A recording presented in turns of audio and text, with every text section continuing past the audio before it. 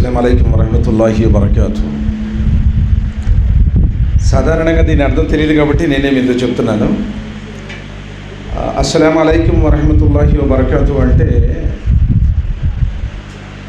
పరస్పరం ఇద్దరు వ్యక్తులు కలుసుకున్నప్పుడు పలకరించుకునేటువంటి తొలి మాట అది. అంటే అల్లాహ్ సుబ్హానహు వ తఆలా మీపై శాంతి శుభాలు కురిపించుగాక, మీరందరూ ఆయురారోగ్యాలతో చల్లగా వర్ధిల్లాలి అనేటువంటి శుభవచనం, దీవెన ఆ పదం. సాధారణంగా చెప్పేటువంటి ముస్లిమ్స్ కూడా దాని గురించి తెలియదు. అస్సలాము అలైకుం బై, సలాం అలైకుం బై అనుకుంటారు, కానీ దాని అర్థం తెలియదు అనమాట. కాబట్టి ప్రతి సందర్భంలో అందరూ మంచిగా ఉండాలని, అందరూ చల్లగా ఉండాలని కోరుకునేటువంటి పదంతోనే ప్రారంభమవుతుంది దైవధర్మం. సోదరులారా, నహ్మదుహు వ నసల్లి అలా రసూలిల్ కరీం, అమ్మా బాద్. ఫఅఊదు బిల్లాహి మినష్ షైతానిర్ రజీం. బిస్మిల్లాహిర్ రహ్మానిర్ రహీం. షహ్రు రమదాన్ అల్లదీ ఉన్జిల ఫీహిల్ ఖురాన్ హుదల్ లిన్నాసి వ బయ్యినాతిన్ మినల్ హుదా వల్ ఫుర్ఖాన్. రబ్బి ఇష్రహ్ లీ సద్రీ వయస్సిర్ లీ అమ్రీ వహ్లుల్ ఉక్దతం మిన్ లిసానీ యఫ్ఖహు ఖౌలీ. రబ్బి జిద్నీ ఇల్మా సుబ్హానక లా ఇల్మ లనా ఇల్లా మా అల్లమ్తనా ఇన్నక అంతల్ అలీముల్ హకీమ్. సమస్త ప్రశంసలు, సకల ఆరాధనలు సర్వజీవ పరిపోషకుడు, ఈ విశ్వ వ్యవస్థ ఆధారభూతుడు, ఏవనల స్వామి, జనన మరణాల కారకుడు, సర్వ సృష్టికర్త అల్లాహ్ సుబ్హానహు వ తఆలాకు మాత్రమే శోభిస్తాయి. ఆయన మానవుల మార్గదర్శకత్వం కోసం ఈ ప్రపంచంలో ఎందరో ప్రవక్తల్ని ప్రవహింపజేశారు. ఆదం అలైహిస్సలాం వారి నుంచి మొదలుకొని అంతిమ దైవ ప్రవక్త, కారుణ్యమూర్తి, హృదయాల విజేత, మానవ మహోదయులు, జగద్గురువు, జీవజల అమృతమైన కౌశల్ని పంచేవారు, ప్రళయ దినం రోజున సిఫారు చేసేవారు, చివరి ప్రవక్త ముహమ్మద్ సల్లల్లాహు అలైహి వసల్లం వారిపై అల్లాహ్ సుబ్హానహు వ తఆలా అమితమైన శుభాలు, శ్రేయాలు, అనంతమైన దరుదులను అల్లాహ్ తబారక వ తఆలా కురిపించుగాక. ఆమీన్ రబ్బుల్ ఆలమీన్. ప్రియ ధార్మిక సోదరులారా, మీ ముందేదో నేను మతాన్ని గురించి పరిచయం చేయడానికి నుంచోలేదు. ఈద్ మిలా ప్రోగ్రాం కాబట్టి, రంజాన్ సందర్భంగా ఏర్పాటు చేశారు కాబట్టి కొన్ని విషయాలు సాధారణంగా చెప్తాను. సాధారణంగా మీలో ఉన్నటువంటి ఒక థింక్ ఏంటంటే, టోపీ పెట్టుకున్నాడు, లాల్చీ వేసుకున్నాడు కాబట్టి వాళ్ళ మతాన్ని ప్రచారం చేయడం కోసం, వాళ్ళ దేవుడి గురించి చెప్పడం కోసం నుంచున్నాడు అనేటువంటిది సాధారణంగా ప్రతి మనిషిలో వచ్చేటువంటి ఒక అపోహ, అపార్థం. సోదరులారా, నిజంగా మతాలు అనేవి మనుషులు సృష్టించుకున్నారు. పీల్చే గాలి ఒకటే, త్రాగే నీరు ఒకటే, నివసించే భూమి ఒకటే. 800 కోట్ల మంది మానవులందరి శరీర నిర్మాణం నడినెత్తి నుంచి అరిగలి వాటికి సమస్తము ఒకటే. ప్రపంచంలో ఏ ఇతర జీవరాశులకు కులాలు, మతాలు లేవు. గాల్లో ఎగురే పక్షులకు లేవు, నీటిలో ఈదే చేపలకు లేవు. ఏ ఇతర జీవరాశులకు, మానవ జాతిలో తప్ప కులాలు, మతాలు అనేవి ఏ ఇతర జీవరాశుల సముదాయాల్లో ఎక్కడా లేవు. మరి అన్ని జీవరాశుల్లో శ్రేష్ఠుడు, విజ్ఞానవంతుడు, మహా తెలివి కలిగినటువంటి వాడు మానవుడే. కానీ దీంతోనే కొట్టుకొని చేస్తున్నారు. లేచిన దగ్గర నుంచి కులాలు, మతాలు, కొట్లాటలు, ప్రపంచ పటలాన్ని నెత్తుటి రుధిర మరకలతో రుద్దుతున్నాడు. ఎక్కడ చూసినా మనం చూస్తున్నాం, ప్రపంచం మొత్తం అతలాకుతలం, ప్రత్యేకించి యుద్ధాలు. కాబట్టి కొంచెం సేపటి కోసం మనస్సుని నిర్మలంగా ఉంచి ఏం చెప్తున్నాడో వినడానికి ప్రయత్నం చేద్దాం. నాకు నేను చెప్పుకుంటూ మీకు చెప్పేటువంటి ప్రయత్నం చేస్తాను. సోదరులారా, ఎందుకంటే జీవితం తాత్కాలికం. కుల్లు నఫ్సు జాయికతుల్ మౌత్ వ ఇన్నమా తువఫౌన ఉజ్రకుమ్ యౌమల్ కియామా. ప్రాణమున్న ప్రతి జీవి మరణ రుచి చూడక తప్పదు అన్నాడు. నువ్వు ఏ కులమైనా కావచ్చు, ఏ మతమైనా కావచ్చు, నీ దగ్గర డబ్బులు ఉండొచ్చు, నువ్వు పేదోడు కావచ్చు, లేకపోతే మంచి అధికార పలుకుబడులు నీకు ఉండొచ్చు, లేకపోతే నువ్వు కట్టిక పేదవాడు అయి ఉండొచ్చు, రాజైనా, రైతైనా, కలెక్టర్ అయినా, కూలుడైనా, వేదాంత అయినా, సిద్ధాంత అయినా, ప్రపంచంలో ఎవరైనా సరే నీటి గుండె ఉన్న ప్రతి జీవి మరణ రుచి చూడక తప్పదు. ఇప్పుడు కాతే రేపు, రేపు కాతే ఇంకో రోజు. రాజులు అనుకున్నోళ్ళు మట్టిలో పొనుకున్నారు, మనం లెక్కదు. ప్రపంచాన్ని చూపుడు వేలుతో శాసించినటువంటి నియంతలు ఎందరో కాలగర్భంలో కలిసిపోయారు, మనం లెక్కదు. జీవితంలో బాల్య, కౌమార, యవ్వన, వృద్ధాప్యాలు సహజం, ప్రతి మనిషికి అవి తప్పదు. మొన్నటిదాకా అందరూ కుర్రోళ్ళుగా ఉన్నారు, ఇప్పుడు రంగులు వేసుకోవాల్సి వస్తుంది. మొన్నటిదాకా అందరూ కూడా హ్యాపీగా పరిగెత్తేవాళ్ళు, ఇప్పుడు మోకాళ్ళ నొప్పులు వచ్చినాయి, నడుము నొప్పులు వచ్చినాయి, బీపీలు వచ్చినాయి, షుగర్లు వచ్చినాయి. ఏం చేయలేవు, ఏం తినలేవు. మా ఇంట్లో అన్నీ ఉండయి అని చెప్పుకోవడానికి తప్ప నువ్వు ఏం తినలేవు. కూలింగ్ వాటర్ తాగలేవా, స్వీట్ వేసుకుని మంచిగా స్వీట్ ఏం తినలేవు. ఎందుకంటే షుగర్, బీపీలు లైఫ్ టైం పెట్టేసేసారు. ఇంక ఎవడు ఒక్కసారి ఎంటర్ అయిందనుకోండి, షుగర్ కానీ బీపీ కానీ లైఫ్ టైం, ఇక మధ్యలో ఆపటానికి వెళ్ళేది, అలా వచ్చేసాయి.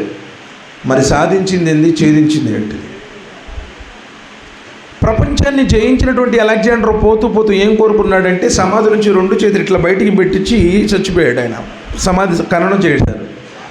అందరూ కూడా ఆశ్చర్యపోయారు, ఏంటి ఇంత విచిత్రమైన కోరుకున్నాడు అంటే ప్రపంచాన్ని జయించినటువంటి అలెగ్జాండర్ ప్రపంచాన్ని జయించగలిగాడు, కానీ పోతూ పోతూ ఏమీ తీసుకెళ్ళలేదు, ఒట్టి చేతులతో వెళ్ళాడు అని తెలుసుకోవాలి అని చెప్పి ప్రజలకు చెప్పాలనుకున్నాడు ఆయన.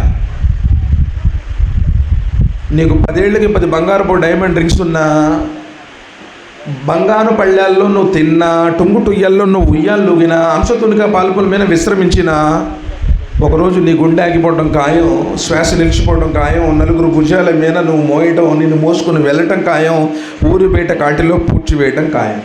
కొంతమంది కాల్ చేస్తారు, కొంతమంది బూట్ చేస్తారు. కామన్ ఏదైనా సరే, నిన్ను ఇంట్లో ఉండే అబ్బాయి ఎంత సంపాదించాడు, లేదండి బాగా సింగల్ మంచి పొజిషన్లో ఉన్నాడు, టాప్ గ్రేడ్లో వెళ్ళిపోయాడు, నెలకి సుమారు 2-3 లక్షలు, తర్వాత రిటైర్మెంట్ డబ్బులు మొత్తం వచ్చాయి, ఈరోజు ఈ పొజిషన్ ఉండడానికి మా నాన్నే కారణం, ఏదో 4 రోజులు చూసుకొని 5వ రోజు పారేస్తామండి అనరు.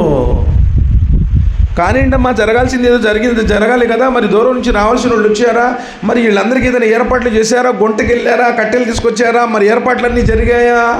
నిన్ను సాగనంపేటువంటి ప్రక్రియ చూస్తూ ఉంటారు. లేట్ కానీ, ఎందుకంటే లేట్ అయితే కంపు కొట్టేస్తావు, బాక్స్ కూడా 2-3 రోజుల కంటే ఎక్కువ బరాయించలేదు. మరి ఎందుకు వచ్చావు, ఎందుకు పోయావు, ఈ ప్రపంచంలోనికి అసలు ఎందుకు వచ్చావు, ఎందుకు పోయావు, ఇది తెలియక నేను కొట్టుకొని చచ్చిపోతాను. ఈరోజు ఎవరైతే మీరు ముస్లింగా భావిస్తున్నారో, ముస్లిమ్స్ కూడా 95% లేదు 97 కానీ 98, 99 దగ్గర పోవచ్చు, వాళ్ళకు కూడా ఖురాన్ గురించి తెలియదు. అసలు ఏం చేస్తున్నారో వాళ్ళకు కూడా దైవ ధర్మం ఏంటో తెలియదు. కాబట్టి ఏ వ్యక్తిని కూడా మతాన్ని బట్టి, వాడి కులాన్ని బట్టి దూషించడం, ద్వేషించడం, అసహించుకోవడం చేయకూడదు. మనం మనుషులం.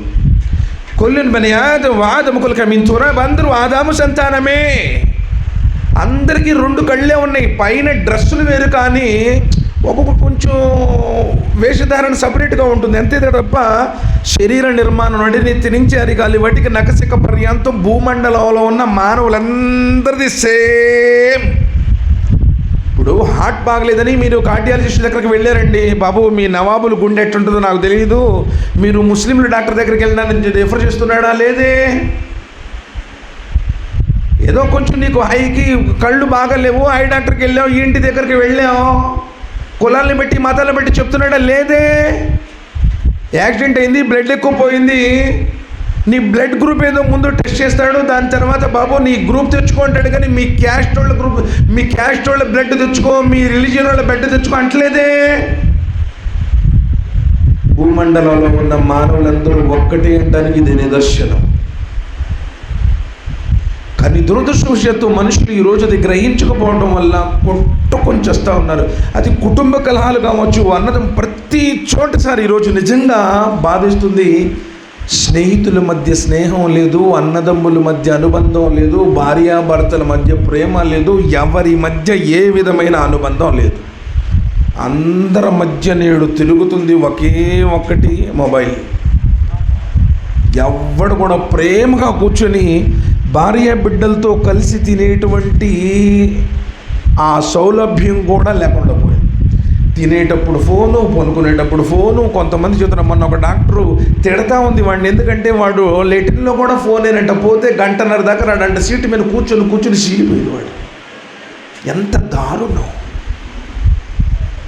ఎంత దారుణమైనటువంటి స్థితి. ఒక ఉదాహరణ చెప్పి ఎందుకు మొబైల్ గురించి చెప్తున్నానంటే, మొన్న ఒక అబ్బాయి తూర్పుగోదావరి జిల్లాలో జరిగింది. అబ్బాయి ఇంటర్మీడియట్ చదువుతున్నాడు, 2nd ఇయర్, +2 చదువుతున్నాడు.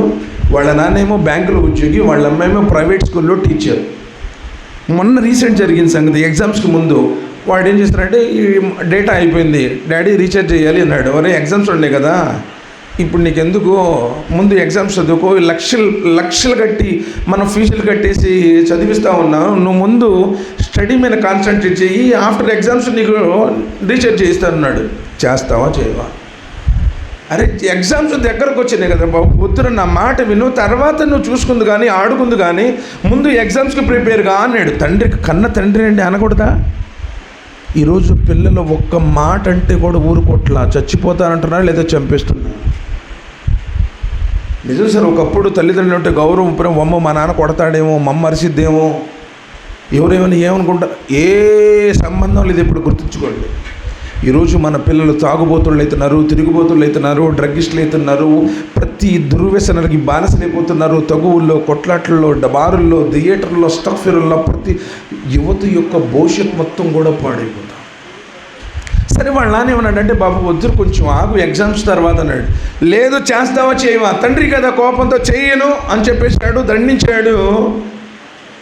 ఆ కోపంలో ఆ పిల్లోడు ఏం చేశాడంటే అండి, కత్తి తీసుకొని అతి కిరాతకంగా, వాళ్ళ అమ్మ కూడా చెప్పింది, బాబా నాన్న చెప్పినట్టు వింటారా, ముందు ఎగ్జామ్స్ ప్రిపేర్గా అని చెప్పేసి అంటే, తల్లిదండ్రుల్ని ఇద్దరిని కిరాతకంగా కత్తితో పొడిచి చంపేసేసాడు.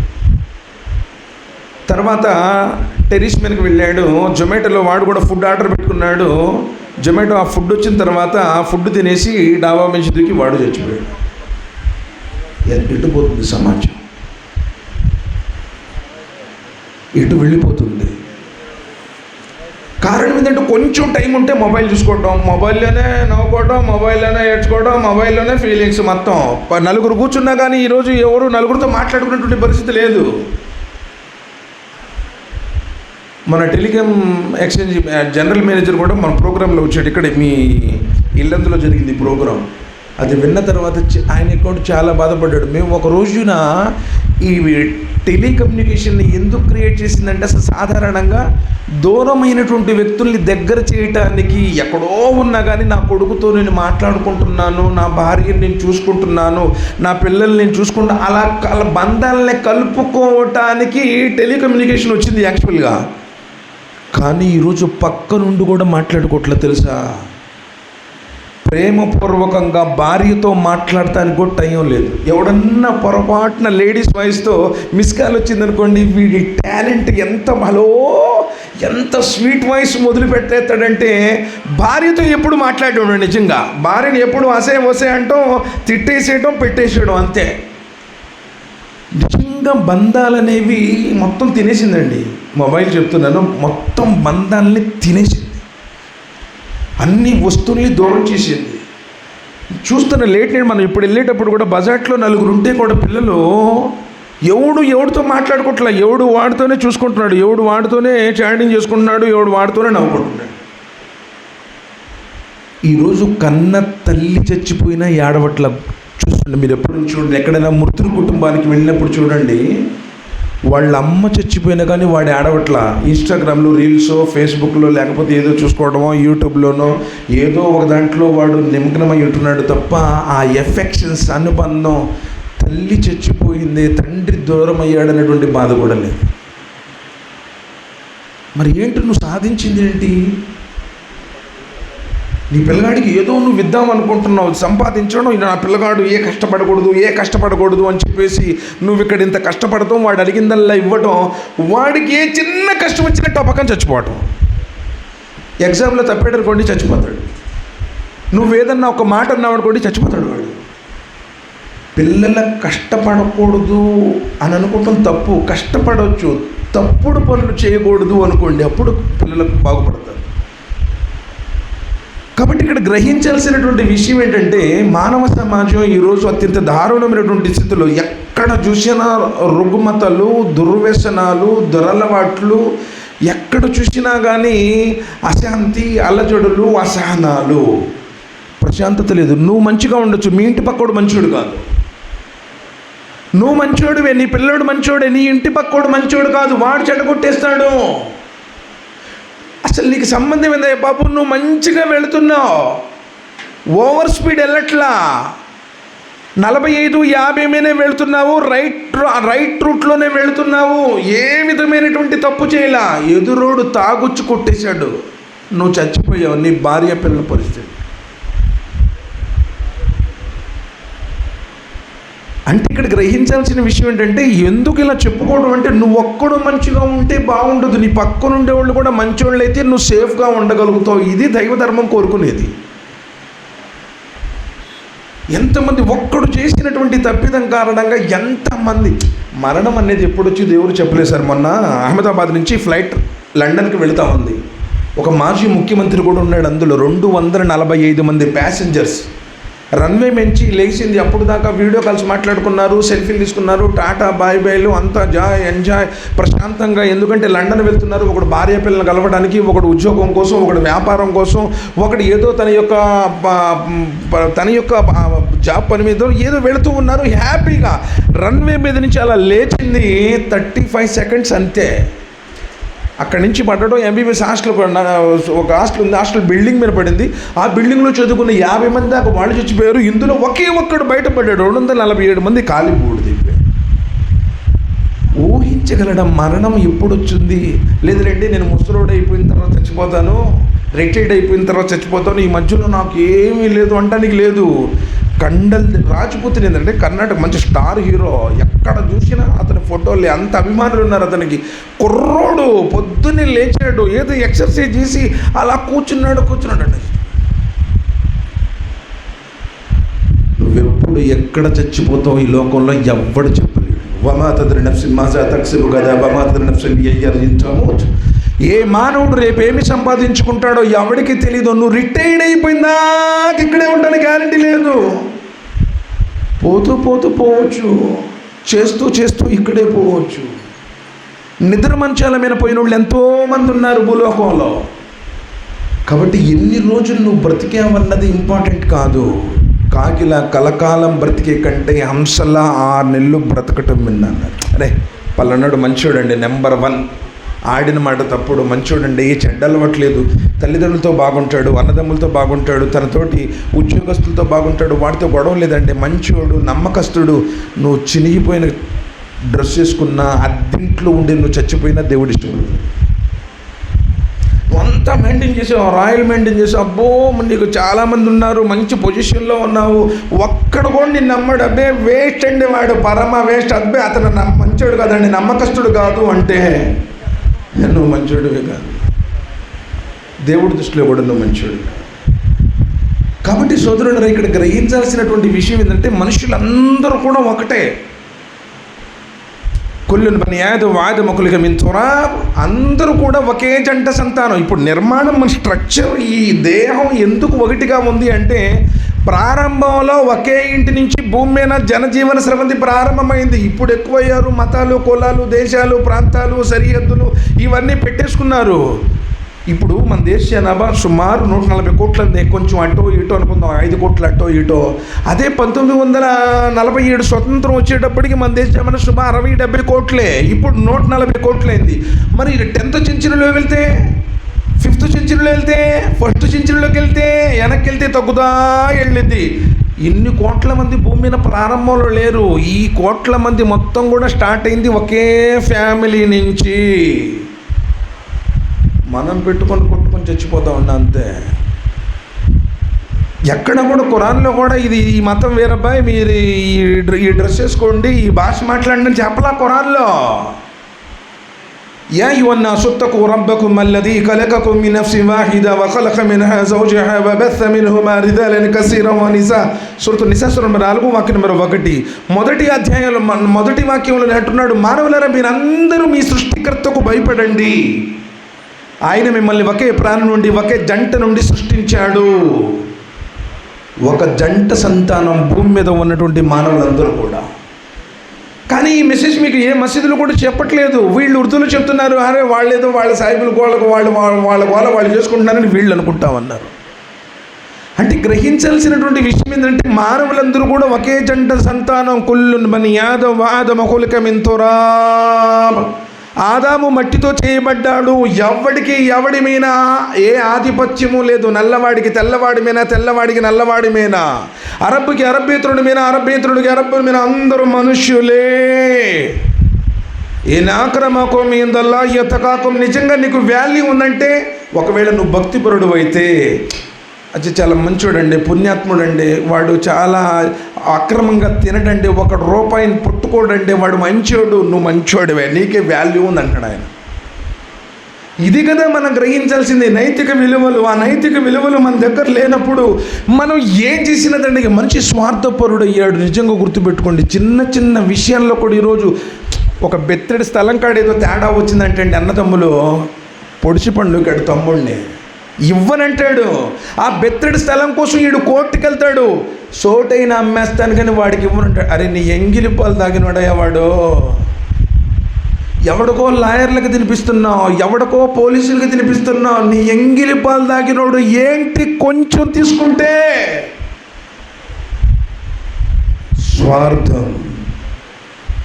ఈరోజు కనీసం అన్నని అన్నా అని కూడా పిలవట్లేదండి సమాజం. ఇప్పుడు ఒకప్పుడు ఆ కులం ఈ కులం, వీళ్ళు సాయిబులంట, వాళ్ళు తెలుగు వాళ్ళంట, వీళ్ళు ఏముండేది కదా, బాబాయ్ చిన్నమని పిలుచుకునేవాళ్ళు. ఇప్పుడు సొంత అన్నను కూడా వాడితో నేను పలకను రా, వాడు దుర్మార్గుడు అంటాడు వీడు. వాళ్ళ తమ్ముడే చెల్లెలతో, అన్నలతో, అమ్మలతో, తండ్రులతో బతికే వాళ్ళు ఉన్నారు. ఎందుకంటే స్వార్థం. ఏం తీసుకుపోతావు సరే, స్వార్థం గురించి వచ్చింది కాబట్టి చిన్న మాట చెప్తానండి. ఇట్టనే ఒకడు ఉన్నాడు, వీడు అత్యాశపరుడు. వీడు ఎన్నాళ్ళు ఏమో ఏరియా వర్క్షాప్లో చెప్తే ఎంత నెలకు వచ్చిన 1,50,000 2 లక్షలు కూడా రావట్లేదు. ఏం చేద్దాం, ఏదో ఒకటి చేయాలి. హఠాత్తుగా అంటే స్పీడ్ ఎర్నింగ్ అనమాట, ఈజీ ఎర్నింగ్. దీంతోనే చచ్చిపోతున్నారు చాలామంది. ఈరోజు ఈ బెట్టింగ్ యాప్స్ ద్వారా కుర్రలు చాలామంది, ఎంతమంది చచ్చిపోతున్నారు తెలుసా? ఒక నివేదిక ప్రకారం సుమారు 5-6 లక్షల మంది సంవత్సరానికి ఈ బెట్టింగ్ యాప్స్. వాడేమన్నా నీ బామ్మర్దాయా బాబు, నీ బంధువు ఎందుకు ఇస్తాడు? నీకు ఆశ పెట్టిస్తాడు, నీ నుంచి కొల్ల కొట్టేస్తాడు. ఒక్కొక్క ఇంట్లో చెప్తున్నారు తల్లిదండ్రులు 15 లక్షలు 16 లక్షలు అప్పు చేసి కట్టేశాడండి. అందులో వీళ్ళు జనాలు వచ్చేసి అప్పులు అడగడం, అప్పులోకి ఏం చెప్పాలో అర్థం కాక వీడు చచ్చిపోతాం. సరే వీడు ఒకడు ఉండాడు అత్యాశపరుడు. వీడేం చేశాడు, ఎట్లా ఈజీగా సంపాదించాలని చెప్పేసి ఏముంది, దేవుడితో ప్రార్థన చేసేద్దాం, దేవుడితో ప్రార్థన చేస్తే తొందరగా మనం ధనవంతుడు చేస్తాడని చెప్పేసి బాగా ప్రార్థన చేశాడంట. సరే దేవుడు కూడా మంచుడు కదండి. అరే భక్తుడా నీకేం కావాలో కోరుకో అన్నాడు. ఏమి లేదు, నాకు చిన్న గంట కావాలి, నేను గంట కొట్టి నాకు ఏం కావాలంటే అది నాకు ఇవ్వాలి అన్నాడు. ఇప్పుడు ఇక్కడ ఫర్ ఎగ్జాంపుల్ కొట్టేసి నాకు ఒక కారు కావాలి, మెర్సిడెస్ బెంజ్ అనగానే రావాలంట. వాడు చూడు ఎంత స్వార్థం అండి వాడిది. ఎలా మనిషి తయారయ్యాడు. సరే అని చెప్పేసి దేవుడు కూడా ఇంకా మంచివాడు కదా. సరేనబ్బాయ్, నువ్వేది కోరితే ఏది అడిగితే అది నీకు ఇచ్చేస్తాను, కానీ కండిషన్ ఏంటంటే మీ ఎదురింటి వాళ్ళకి మీ పక్కింటి వాళ్ళకి 2 ఇస్తాను, నీకు 1 ఇస్తాను అన్నాడు. అర్థమైందా? వీడు ఏది అడిగితే అది ఇస్తాడు, కానీ ఆడకు ఎదురింటి వాళ్ళకి పక్కింటి వాళ్ళకి అనుకోళ్ళకి చుట్టుపక్కల వాళ్ళందరికీ డబల్ ఇస్తాను అన్నాడు. ఈడేందో నేను ఎంత కష్టపడి ఇది నేను వరం సంపాదించడం ఏంది, ఏళ్ళకి 2 ఆటమింది, నాకు 1 రన్ ఇచ్చి అవసరం లేదని చెప్పేసి ఆ రేకులు చెట్టు మచ్చుబళ్ళు ఉంటే దాని మీద పడేసి అమ్మాయిని ఇక్కడ లాభం లేదు, అమెరికా వెళ్తున్నాను, అక్కడికి వెళ్ళి సంపాదిస్తానని చెప్పేసి ఇంట్లో భార్య కూడా చెప్పాలి. ఎందుకంటే ఆ తల్లి మహానుభావురాలు, చాలా మంచిదన్నమాట. ఇది ఎక్కడ బయట పెట్టిద్దని చెప్పేసి వాడు ఆ మచ్చుబళ్ళు మనం పడేసి అక్కడికి వెళ్ళిపోయి అక్కడ అది చేసి ఇది చేసి ఆ పని చేసి ఏ పని చేస్తారో తెలియదు కదా అక్కడ. సరే వచ్చేసి తల్లికి కొత్తగూడెం లాగలేదు, ఇది మళ్ళీ న్యూయార్క్ లాగుంది.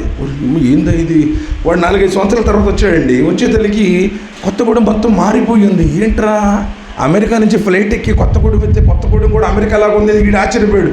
అనుమానం వచ్చింది, ఇది ఏమన్నా కొంపదీసా గంట కదిలిచ్చిందని చెప్పేసి రావడంతోనే మారిపోయింది. సరే కనిపెట్టి ఇంటికి వెళ్ళాడంటే.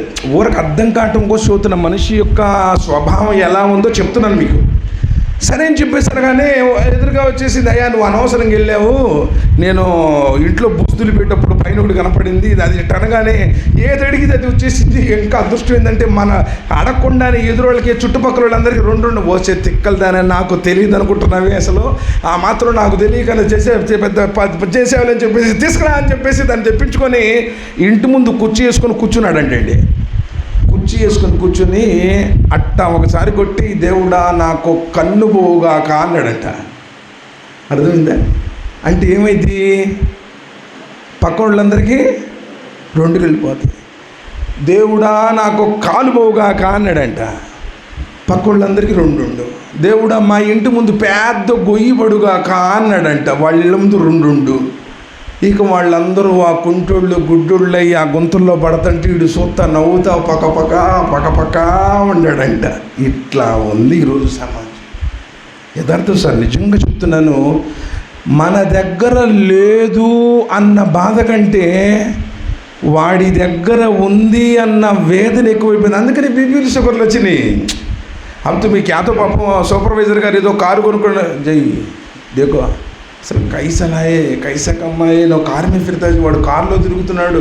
ఎవడన్నా ఒక బండి కొనుక్కున్నా, ఒక ఇల్లు కట్టుకున్నా, ఎవడన్నా మంచి డ్రెస్ చేసుకున్నా అందుకని మామూలుగానే అవుతారు. ఎందుకంటే అస్సలు తట్టుకోలేవు, నరదిష్టి దెబ్బకి రాళ్ళు కూడా పగిలిపోతాయంట. నిజమే, ఏడుపే ఏడుపు. ఎవరైనా ప్రత్యేకించి ఆడవాళ్ళు అనుకోండి, పాపం పక్కింటామో ఏదన్నా కొంచెం ఫంక్షన్ అప్పుడు ఒక చీర కట్టుకొని ఆభరణాలు పెట్టుకుందనుకో, ఇక చూసుకో వాళ్ళ ఆయన వచ్చి ఇంకా అయిపోయినట్టు. వాడు నాకేం తెచ్చావు, నాకేమి ఇచ్చావు, చూడు వాళ్ళు ఎట్ట కొనుక్కున్నారు చూడు, 24 గంటలు వీడికి. అందుకని ఈ మధ్య జబ్బులు మొత్తం సగానికి కారణం ఇదే, స్వార్థం, అసూయ.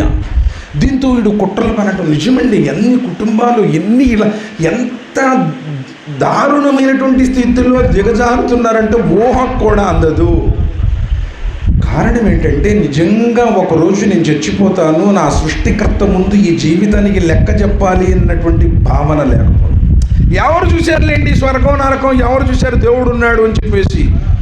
నీవంటూ లేనప్పుడు నీ తల్లి గర్భంలో ఎవరైతే నిన్ను సృష్టించాడో సృష్టికర్త ఒకడు ఉన్నాడు. ఇది యథార్థం. والله أخرجكم من بطون أمهاتكم لا تعلمون شيئا وجعل لكم السمع والأبصار والأفئدة قليلا ما تشكرون. జనన గర్భాన్ని జగమంతగా చేసి ఆ కటిక చీకట్లో కారుణ్యం చూపి చూడటానికి కళ్ళిచ్చి, వినటానికి చెవులిచ్చి, మాట్లాడి నోరిచ్చి, ఆ వీరి బిందుని నెత్తడి ముద్దలుగా చేసి, నెత్తడి ముద్దలనే మాంసపు కండలుగా చేసి, ఎముకలుగా చేసి, ఎముకపైన చర్మాన్ని తొడిగి నడినెత్తి నుంచి అరికాలి వటికి నకసిక పర్యాంతం ఎవరైతే నీ తల్లి గర్భంలో నిన్ను తయారు చేస్తున్నాడో ఆ సృష్టికర్త ఉన్నాడు. ఆయన్ని తప్ప ఈ ప్రపంచంలో ఎవ్వరు కూడా నిన్ను సృష్టించేటువంటి వాడు లేడు. దేవుడు లేడు నెట్టి చెప్తాడండి. ఈరోజు ఆ నాస్తిక భావాల వల్లే దేవుడు లేడు, నరకం లేదు, స్వర్గం లేదు అంటే వీడు ఏదైనా చేయొచ్చని. ఇక్కడ నిన్ను పుట్టించినటువంటి సృష్టికర్త ఉన్నాడు. ఆకాశాన్ని ఆధారాలు లేకుండా నిలబెట్టాడు. భూమి మీద పర్వతాలను మేఘలుగా బాతాడు. మేఘాల నుండి ధారాపాతంగా వర్షాన్ని కురిపించేవాడు. నిర్జీవమైనటువంటి నేలకు జీవాన్ని పోసేటువంటి వాడు. రకరకాల రంగులు, రకరకాల రుచులు, రకరకాల సువాసనలు కలిగినటువంటి పండ్లు, పలహారాలను సృష్టించేవాడు. సర్వజీవకోటికి అనుదిన ఆహారాన్ని అందించేటువంటి ఉత్తమ ఆహార ఉపాధి ప్రదాత పైన ఒకడున్నాడు. ఆయన ఈ ప్రపంచంలో ప్రతిదానికి అందిస్తున్నాడు. ఇది యథార్థం. ఆయనే లేకుండా ఈ సృష్టి నడవడానికి ఆస్కారమే లేదే. ఎందుకంటే సృష్టికర్త లేకుండా ఇప్పుడు ఇంత డిజైన్గా ఈ వర్క్షాప్ని ఇలా డిజైన్ చేశారు సార్. ఈరోజు ఈ ప్రోగ్రాం ఉంది.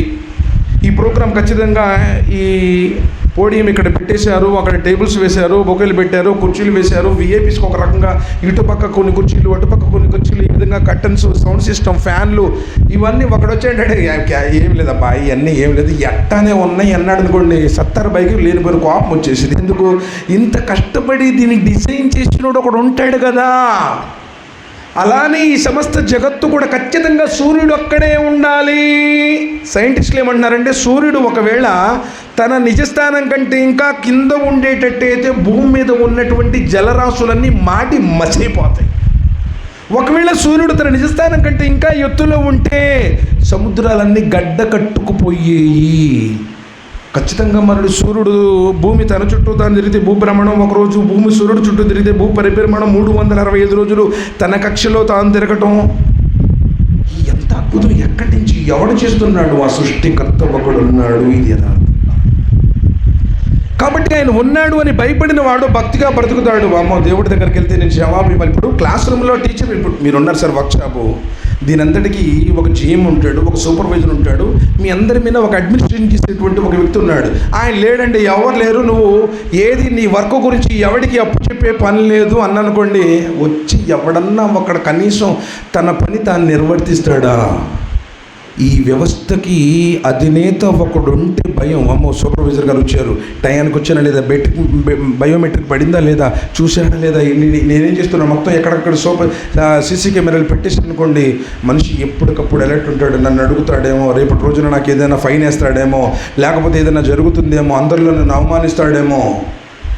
ఈ జగత్తును సృష్టించిన దేవుడు కూడా ఒకడున్నాడు అని భయపడి ఈ లోకంలో నువ్వు డిసిప్లిన్గా బ్రతికిన రోజున లోకం ప్రశాంతంగా ఉంటుంది, నీ కుటుంబం ప్రశాంతంగా ఉంటుంది, ఈ సమాజం ప్రశాంతంగా ఉంటుంది. రేపు దేవుడి దగ్గర కూడా నువ్వు సక్సెస్ఫుల్ పర్సన్గా నిలవబడతావు, స్వర్గానికి వెళ్తావు. ఇది ఆయన కోరుకో. కానీ విషయం ఏంటంటే మనిషి ఎప్పుడైతే దురాశకు లోనయ్యాడో ఒక చిన్న కథ చెప్తానండి. కథ అంటే ఇందులో కూడా నీతి సారాంశమే ఉంది. మనిషి ఎలా కోరుకుంటున్నాడు, ఎందుకు ఇన్ని అనర్థాలు జరుగుతున్నాయి, ఎందుకు ఈ విధంగా మొత్తం ఎక్కడికక్కడ కూడా మానవ సమాజం నాగరికులయ్యుండి జ్ఞానం కలిగిన వారై, ఒకప్పుడు మొబైల్ లేదండి, ఒకప్పుడు ఈ కరెంట్ లేదండి, ఒకప్పుడు శాటిలైట్స్ లేవండి, ఒకప్పుడు ఫ్లైట్స్ లేవండి, అయినా కానీ మనుషులు ఆరోగ్యంగా 100 సంవత్సరాలు, మా తాతకి 104 సంవత్సరాలండి, ఇంతవడికి బీపీ లేదు, షుగర్ లేదు, పళ్ళు కూడా ఊడిపోలా, కళ్ళు కూడా బాగా కనపడదని అని చెప్పుకునేవాళ్ళు. ఇప్పుడు వాడు 3 నెలల పిల్లగాడికి ఇన్సులిన్ ఎక్కిస్తున్నారంటండి. 3 నెలల పిల్లోడు, 15 సంవత్సరాల పిల్లోడికి హార్ట్ ఆపరేషన్. ఏంటిది? ఒకప్పుడు ఏమీ లేకపోయినా ప్రశాంతంగా బ్రతికారు. మరి ఇంత అభివృద్ధి చెందిన తర్వాత కూడా మరి ఎందుకు ఈ విధంగా జరుగుతుంది? మనుషుల యొక్క ఆలోచనలు మారిపోయాయి, చెడగొట్టే వాళ్ళు ఎక్కువయ్యారు.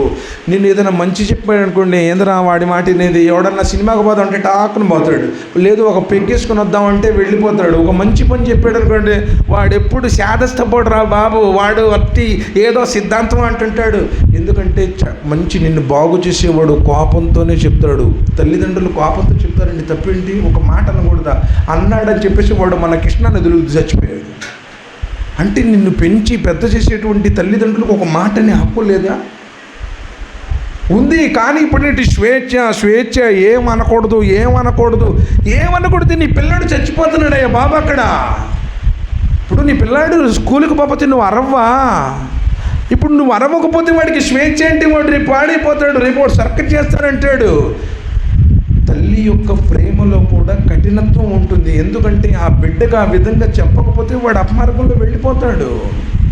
సరే, కొంచెం ముందుకు వెళ్దాం. ఈ రాజుగారంట చాలా ఆనందంలో ఉన్నాడు. ఆనందంలో ఉండి తనతో పాటు విహారయాత్ర కోసం మంత్రిని గారు కూడా తీసుకెళ్ళాడు. రాజులు సంతోషంలో ఉంటే చాలా అసలు మామూలుగా ఉండదండి. వాళ్ళు ఎన్ని కానుకలు కొదవే లేదు వాళ్ళు సంతోషంలో కనుక ఉంటే. సరే, ఏం చేశాడంటే మంత్రి గారు వీళ్ళిద్దరూ వెళ్ళినారు, విహారయాత్రలో ఉన్నారు. రాజుగారి మనసు ఆనందంగా ఉల్లాసంగా ఉంది. అన్నాడు మంత్రి గారిని, మంత్రి నీకేం కావాలి అది కోరుకోవే అన్నాడు. ఏదన్నా కావాలి అని కోరుకున్నప్పుడు ఏదో ఒకటి చెప్పాలి. నాకు ఆ ఫలం కావాలండి, ఫలానా కావాలి, ఫలానా ఇది కావాలని చెప్పేసి ఏదో ఒకటి చెప్పాలి కదా. ఈడు రాజు కూడా, మంత్రి కూడా అత్యాశపరుడు. ఏదైనా దురాశ దుఃఖానికి చేయడు. ఆ మాట చెప్పినప్పుడు ఏదో ఒకటి కావాలని కోరుకోవాలి కదండి.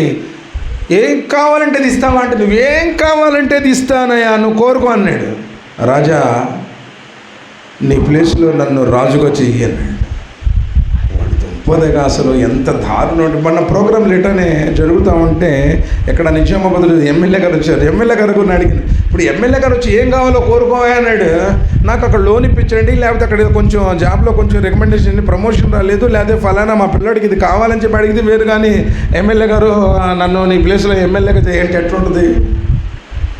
ఒప్పుకోండి. ఇప్పుడు ఫర్ ఎగ్జాంపుల్ ఇక్కడ ఏరియా వర్క్షాప్కి డిఎం గారు ఒక ఆయన ఉన్నాడండి. ఏం కావాలబ్బాయి కోరుకో, నీకు ఏది కావాలంటే నన్ను డిఎం చేయమంటే ఆయనకి గుండె ఎదిరిపోవు. సరే, ఏదైనా రాజుగారు ఇక్కడ మంచోడు.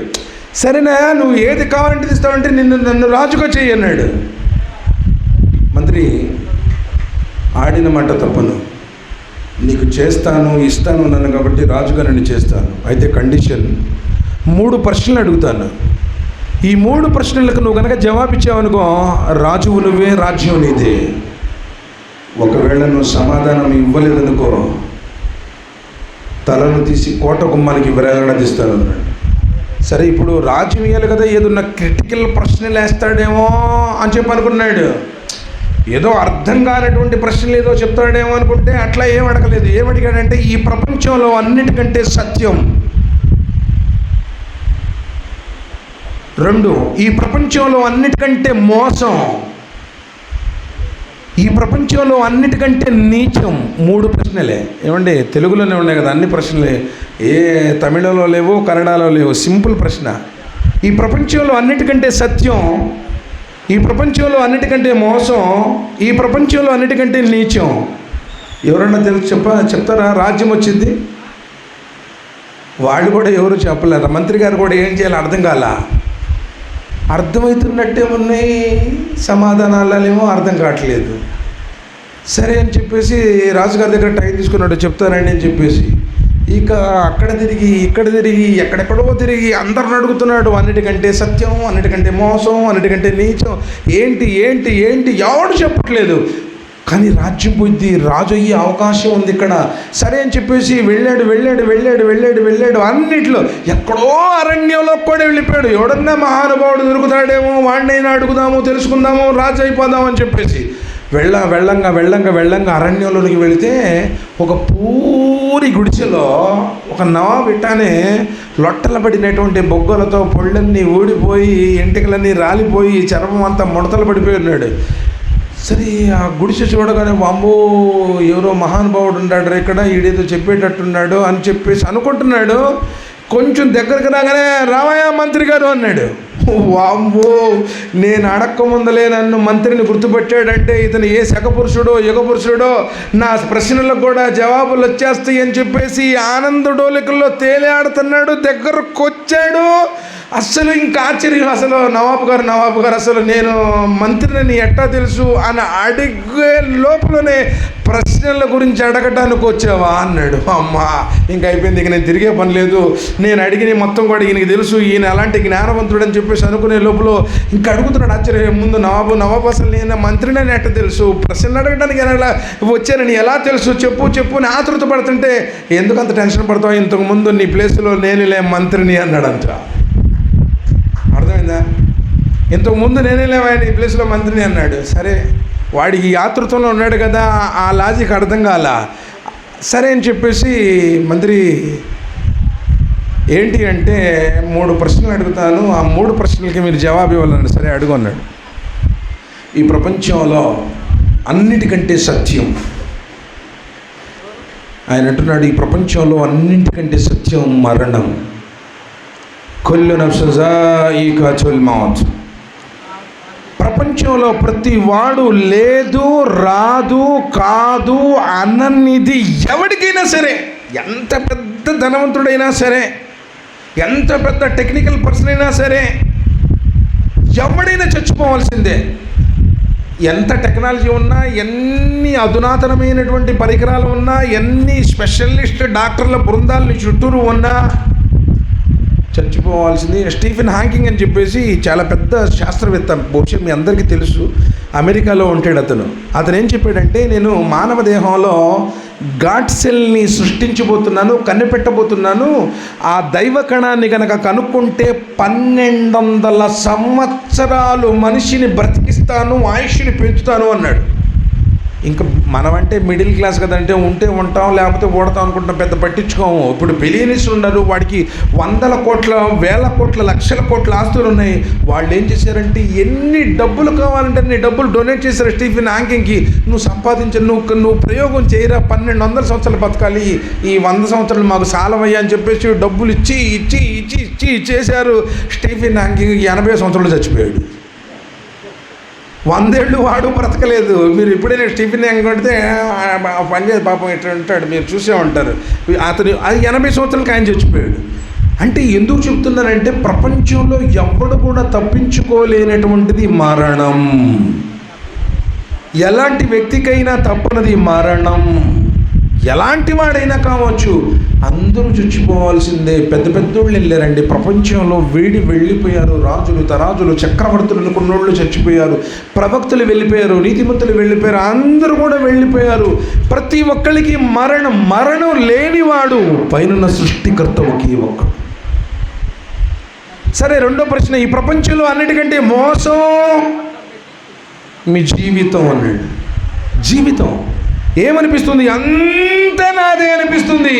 నువ్వు చచ్చిపోతే నీ జేబులో ఉన్న రూపాయితో సహా తీసి వాళ్ళు లెక్కలు చూసుకుంటారు. నువ్వు చచ్చిపోయి ఉన్న బాధ కంటే నోట్లు ఎక్కడ పెట్టాడో, ఎవరెవరికి డబ్బులు ఎక్కడ ఇచ్చాడో, ఏ బ్యాంకులో ఏ అకౌంట్లో ఉన్నాయో, ఈడు ఎవడికి చెప్పాడు, ఈడి పిసినారుడు పెళ్ళాన్ని కూడా చెప్పాడు. వాళ్ళు దోలాడుకుంటూ ఉంటారు బీరువాల్లో, పరుపుల కింద, ఎక్కడెక్కడ ఏమేంటి అసలు ఈ పాస్వర్డ్ కూడా చెప్పడగా వీడికి భయం ఎక్కువ. ఎందుకంటే ఏం చూస్తారు, వీడి ఇష్టని భయపడితే భయం.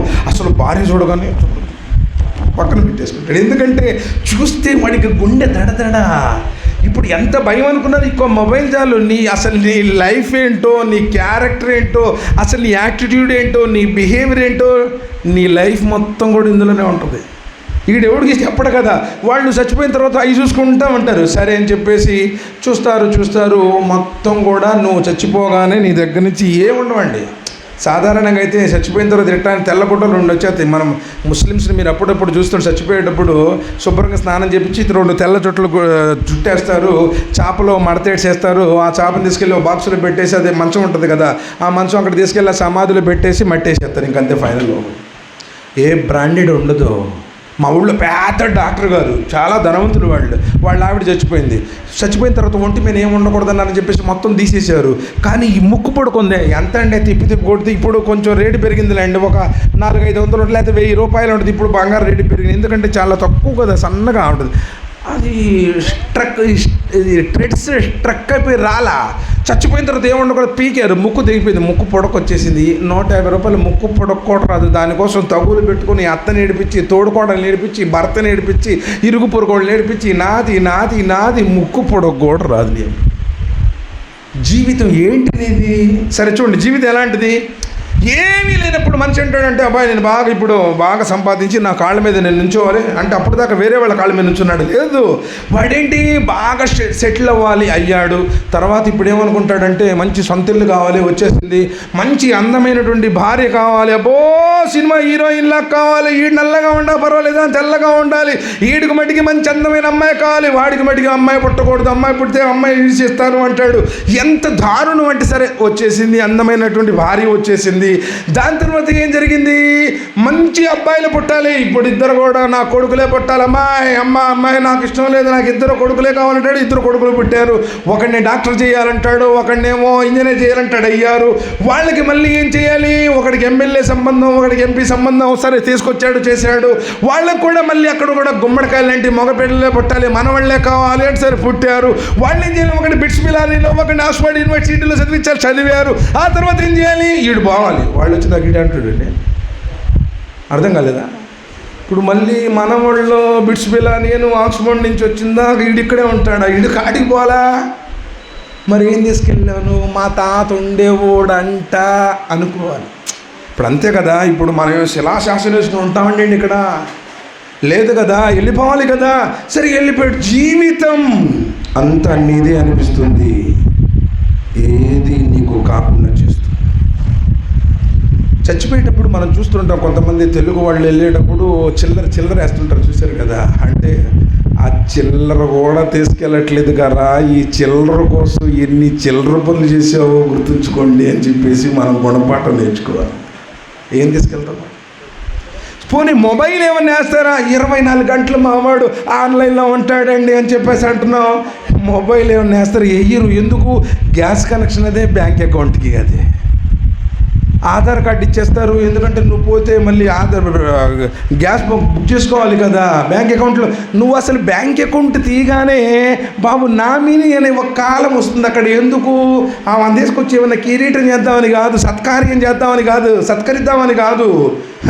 నువ్వు చచ్చిపోతే ఈ డబ్బులు ఎవరికి ఇవ్వాలి? బతికొండప్పుడే రాపించుకుంటారు అక్కడ.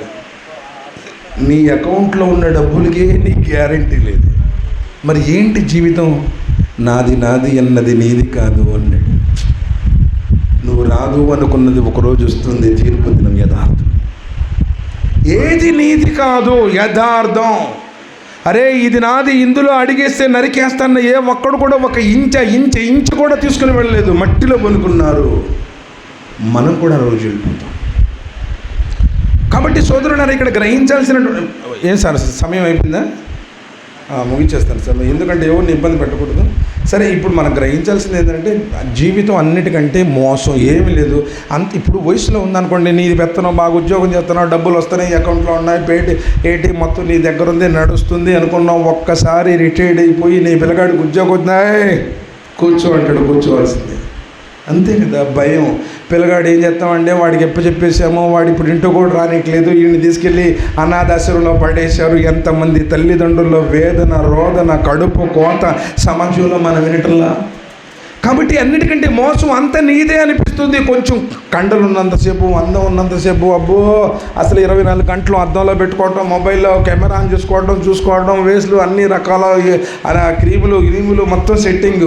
ఒక్కసారి 4 విరోచనాలు అయిపోయి టైఫాయిడ్ జ్వరం వచ్చిందంటే చచ్చిపోయి శవంలాగా తయారైపోయి కనీసం లెటిన్ సీట్ మించి కూడా మళ్ళీ లెగవలేం. మనం ఎవడన్నా లేపితే బాగుండు అనుకుంటాం. జీవితం అలాంటిది. ఓకే, తర్వాత ఇక 3వ ప్రశ్నకి చెప్పట్లా. నవాబు గారు సైలెంట్గా ఉన్నాడు. రాజు ఇక మంత్రికి సంతోషం అయిపోయింది. ఏమండి మరి నవాబు గారు, మరి 3వది చెప్పండి అన్నాడు. చెప్పట్లా. అదేంటండి 2 చెప్పారు కదా, 3వది చెప్పన్నాడు. చెప్పాలంటే చెప్పినట్టు వినాలి అన్నాడు.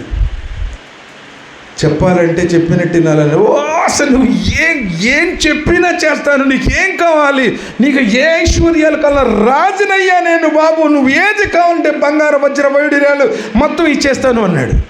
ఓరే పిచ్చోడు, అడవిలో ఉండే ముసలోండి, నాకెందుకు ఈ ఐశ్వర్యాలు, నాకెందుకు ఆ బంగారు వజ్రాలు, నాకెందుకు, నేను చెప్పినట్టు విన్నాను, ఏం చేద్దాం చెప్పు అన్నాడు. ఆ పూరి గుడిసె ముందు ఒక గజ్జి కుక్క ఉంది. దాని ముందు ఒక పాత్ర ఉంటే పాలుంటే ఆ గజ్జి కుక్క ఆ పాలను నాకుతుందండి. అవి తాగితే చూతానన్నాడు.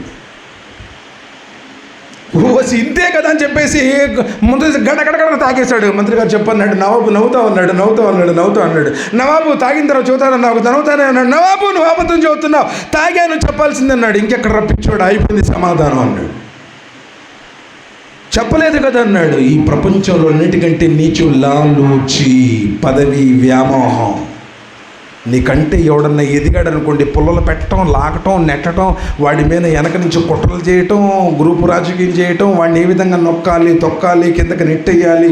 పదవి వ్యామోహం. దీనికోసం ఎవడు ఎంత పనికైనా సరే చివరికి తల్లిదండ్రులు కూడా అడ్డొచ్చి తీసేస్తాడు. పదవి వ్యామోహం, లాలూచి. అప్పుడు అనుమానం వచ్చింది, నిజంగా అంత మహాసామ్రాజ్యానికి మహామంత్రినైన నేను, వాడు తినాలంటే ల్యాబ్ టెస్ట్ జరగాలి, వాడు తినాలంటే ఎన్నో రకాల పరీక్షలు జరిగిన తర్వాత వచ్చేది. ఒక గజ్జి కుక్క తాగిన గతికిన పాలను తాగానంటే ఇంతకంటే నీచం లేదు అని చెప్పేసి భారమైనటువంటి అడుగులతో, బరువెక్కిన గుండెతో తిరిగాడు. వచ్చే దారిలోనే చచ్చిపోయాడు. అప్పుడు రాజుగారు చెప్పారు, వీడికి రాజు కాదు, రాజ్యం కాదు కావాల్సింది, 6-3 కొలతల గల గొయ్యి సమాధి. ఏం తీసుకెళ్తాం సార్? కాబట్టి జ్ఞానం ఎవడైనా సరే, నేను చెప్పేది ఏంటంటే మతాన్ని, మతోన్మాదాన్ని, కులతత్వాన్ని, కులపిచ్చిని, వర్గ వైషమ్యాలని విడిచిపెట్టేసి, ప్రత్యేకించి ముస్లిమ్స్ అయినా, వీడు ఉర్దూ మాట్లాడితే ఒక రకంగా, ఉర్దూ మాట్లాడకపోతే ఇంకో రకంగా లేదు. మనుషులు అందరూ మనుషులే. ఎవరి ఇష్టం వాళ్ళది, ఎవరి అభిప్రాయాలు వాళ్ళే, ఎవరి నమ్మకాలు వాళ్ళే. ప్రేమపూర్వకంగా చెప్పు, బాబు ఇటు ఎల్లకరా, ఇటు రాళ్ళుండి, ముళ్ళుండి, గాజు పెంకులుండి గుచ్చుకుని చెప్పడం వాటికి నీ ధర్మం. లా ఇక్రాహ ఫిద్దీన్, దైవ ధర్మంలో ఎవరిని నిర్బంధంగా ఒప్పించాలనేటువంటి కండిషన్ లేదు. ఖురాన్ చెప్పింది స్వేచ్ఛనిచ్చాడు అన్నాడు. కాబట్టి అందరూ మనుషులే. బ్రతికిన రోజులు మంచిగా ఉండు, నలుగురితో ఆనందంగా ఉండు, వారికి చేతనంత సహాయం చేయి. వాడి ఆస్తిని లేకపోతే వాడి డబ్బుల్లో, వాడి గౌరవాన్నో కొల్లగొట్టకు, మానవతా విలువలతో బ్రతుకు. కాబట్టి ఆ సృష్టికర్త కోరుకున్న జీవన విధానం ఇది మతం కాదు, జీవన విధానం. తల్లిదండ్రులతో, భార్యాబిడ్డలతో, అన్నదమ్ములతో, నువ్వు ఉద్యోగస్తుడిగా ఉన్నా, పేదవాడిగా ఉన్నా, ధనవంతుడిగా ఉన్నా, బాటసారిగా ఉన్నా, రాజకీయ నాయకుడిగా ఉన్నా, ఉపాధ్యాయుడిగా ఉన్నా, విద్యార్థిగా ఉన్నా, వ్యాపారవేత్తగా ఉన్నా, జీవితంలో ఏ కోణంలో ఉన్నా నిన్ను పుట్టించినటువంటి స్వామి చూస్తున్నాడు అని ఆయన సంతోషం కోసం ఆయనకు భయపడి బ్రతికినటువంటి వాడికి శాశ్వతమైన స్వర్గం అన్నాడు. కాబట్టి ఆ స్వామి పుట్టేవాడు కాదు, చచ్చిపోయేవాడు కాదు. ఆయన మరణించేటువంటి వాడు కాదు. మరణం అన్నది ఆయన పుట్టినవాడు గిట్టక మరడు, పుట్టి గిట్టనుడు ఈ జగాన లేడు. చావు పుట్టుకు లేనటువంటి వాడు, పైనున్నటువంటి ఆ మహాసృష్టికర్త. ఆయన తినేవాడు కాదు, త్రాగేవాడు కాదు. కామ, క్రోధ, మోహ, మదమాచల్యంబులకు అతీతుడు, పరమ పవిత్రుడు, దోషరహితుడు, లోపాలకు అతీతుడు. కంటికి కనిపించేటువంటి వాడు కాదు, మనలాంటి శరీరం ఉన్నటువంటి వాడు కాదు, మనలాంటి లోపములు ఉన్నటువంటి వాడు కాదు. సమస్త జగత్తును నడిపిస్తున్నటువంటి ఆ స్వామి ఒకడున్నాడు. ఆయన ప్రవక్తల్ని పంపారు. చివరి ప్రవక్త ముహమ్మద్ సల్లల్లాహు అలైహి వసల్లం. ఈయన జీవన విధానాన్ని చూపించడానికి ఒక మార్గదర్శకుడు, ఒక ప్రవక్త. ఆయన దగ్గర కూడా అత్యంతమైనటువంటి శక్తులేమి కాదు, ఆయన కూడా దేవుడు కాదు. ముహమ్మద్ సల్లల్లాహు అలైహి వసల్లం, ముహమ్మద్ ఇల్లా రసూల్, ఒక ప్రవక్త మాత్రమే. చివరి గ్రంథం ఖురాన్. మాకు కూడా ఒకప్పుడు తెలియదు, ఇది ఎక్కడో ఏ అరబీలో ఉండేది, ఉర్దూలో ఉండేది, ఎవరికి అర్థమైంది, ఈరోజు తెలుగులో వచ్చింది. కాబట్టి సోదరులారా, ఈ పవిత్ర రంజాన్ మాసాన్ని పురస్కరించుకొని ఏర్పాటు చేయబడినటువంటి ఈద్ మిలాద్లో ఇచ్చినటువంటి సందేశం మనుషులంతా ఒకటే, పీల్చే గాలి ఒకటే, త్రాగే నీరు ఒకటే, నివసించే భూమి ఒకటే, సమస్త మానవ జాతి కూడా ఒకే ఒకటి, మానవతా విలువలతో కలిగి మంచి అనిపించుకోండి. అదేవిధంగా తల్లిదండ్రులకు సేవ చేయండి. నబీ సల్లల్లాహు అలైహి వసల్లం చెప్పారు, తల్లి అరికాలి కింద స్వర్గం ఉంది. నువ్వు ఎక్కడో వెళ్ళి నేను అది చేశాను, ఇది చేశాను, మా అన్నదానాలు చేశాను, ఇది చేశాను, ఇంట్లో జన్మనిచ్చిన కన్న తల్లిని వేధిస్తావు, నువ్వు నరకవాసి అన్నది నబీ సల్లల్లాహు అలైహి వసల్లం. భారం మీద భారం, భారం మీద భారం, 9 నెలలు మోసి కడుపు చించుకొని పేగు తెంచుకొని తన ఎర్రటి రక్తాన్ని తెల్లటి పాలగా మార్చి నీ ఆకలిని తీర్చి నా కొడుకు రాజు కావాలి, భూములే వెళ్ళాలి, నా కొడుకు నిండు 100 ఏళ్ళు బ్రతకాలి అన్న ఆ తల్లిని చచ్చిపో అంటావా? ఆ తల్లిని వేధిస్తావా? ఆ తల్లి బతుకున్నప్పుడు ఆమె ఒక ముద్ద పెట్టకుండా చచ్చిపోయిన తర్వాత ఊరు మొత్తం ఊరబంతులు పెడితే ఆ తల్లిదండ్రుల ఆత్మలు శాంతిస్తాయా? కాబట్టి సోదరులారా, మానవతా విలువలతో జీవించాలి.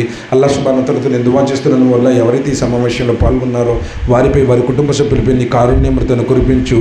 సత్యాన్ని గ్రహించి సత్యాన్ని ఆచరించేటువంటి సౌభాగ్యాన్ని ప్రసాదించు. మనిషిని మనిషి వలె గుర్తించి మనిషిని మనిషి వలె గౌరవించే భాగ్యాన్ని ప్రసాదించు. మా సమాజంలో ఉన్నటువంటి అన్ని రకాలైన రుగ్మతలు, త్రాగుడు, జూదం, వ్యభిచారం, దొంగతనాలు, మారణ హోమాలు, రక్తపాతాలు, వీటన్నింటి నుంచి మా సమాజాన్ని, మా రాష్ట్రాన్ని, మా దేశాన్ని కాపాడు దేవా. మానవులందరూ కూడా అన్నదమ్ముల వలె, కుటుంబ సభ్యుల వలె జీవించే భాగ్యాన్ని ప్రసాదించు. అత్యున్నతమైనటువంటి నీ యొక్క ఆదేశం ప్రకారం మరియు నీ ప్రవక్త ముహమ్మద్ సల్లల్లాహు అలైహి వసల్లం వారి విధానం ప్రకారం జీవించే సౌభాగ్యాన్ని ప్రసాదించు. దేవా, ఇక్కడ ఉన్న వారందరూ కూడా సత్యాన్ని గ్రహించి నరకం నుండి కాపాడబడి అందరూ స్వర్గంలో ప్రవేశించే సౌభాగ్యాన్ని ప్రసాదించు. అందరికీ విశ్వాసము, సదాచరణతో కూడిన దీర్ఘాయుషును ప్రసాదించు. ఇహపర సాఫల్యాన్ని ప్రసాదించు. అదేవిధంగా ఈ ఏరియా వర్క్షాప్ ఎవరైతే ఈ సమావేశాన్ని ఏర్పాటు చేశారో వారిపై, వారి కుటుంబ సభ్యులపై నీ కారుణ్యమృతను కురిపించు. విశ్వాసము, సదాచరణతో కూడిన దీర్ఘాయుషును ప్రసాదించు. పాడి పంటల్లో, విద్యా ఉద్యోగాల్లో శుభాలు ప్రసాదించు. ఇహపర సాఫల్యాన్ని ప్రసాదించు. ఆమీన్ సుబ్హాన రబ్బిక రబ్బిల్ ఇజ్జతి యసిఫూన్. అస్సలాము అలల్ ముర్సలీన్ వల్హమ్దులిల్లాహి రబ్బిల్ ఆలమీన్. ఆమీన్. అస్సలాము అలైకుం వరహ్మతుల్లాహి వబరకాతుహు.